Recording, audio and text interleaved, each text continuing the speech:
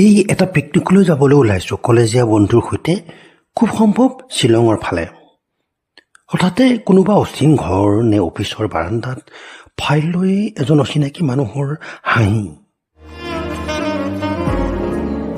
এজন চিনাকি ঘনিষ্ঠ বন্ধুৰ মুখখনৰ ফালে চাই ইংগিত দিছোঁ, নতুন নতুন চিনাকি হোৱাটো ভাল, পিছলৈ জীৱনটো কটাব পাৰিম। মৃত মাকো দেখা পালোঁ। মাও আহিছে নেকি? গাড়ীখন আহি সাৱধানে পাৰ্ক কৰিছোঁ এটা বোধহয় ড্ৰয়িং ৰুমৰ দীঘল চোফা এখনত। চকা চোফাৰ গাদীত লাগু লাগু। কাৰোবালৈ চাই কৈছোঁ, বেয়া নাপাব দেই। অন্য এজন অচিন হাঁহিমুখীয়া মানুহক কাৰোবাৰ ঘৰত ভাতৰ পাতত নেকি কাষতে বহি সুধিলোঁ, আপুনি উজনিৰ নে উত্তৰ অসমৰ? মই গুৱাহাটীৰ অমুক মহন্ত।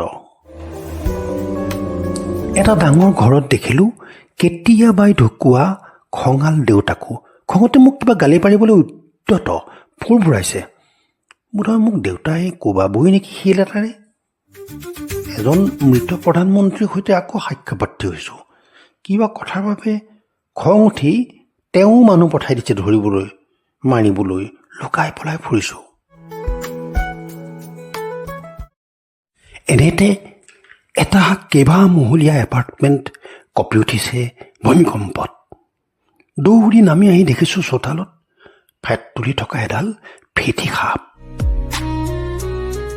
সকলো খেলি মেলি, ছিন্ন ভিন্ন, সংগতি, যোগ, মাত্ৰা আৰু সময়বিহীন। টুকুৰা টুকুৰ ৰীলৰ দৰে হেৰাই যোৱা দৃশ্য, পাহৰি যোৱা মুখ, এনেকৈ সাৰ পাই যাওঁ। ভম ভমাই থকা মূৰত এটোপাল তেল আৰু অলপ চেঁচা পানী দিওঁ। তাৰপিছত চকু পানী আৰু কঁপনি।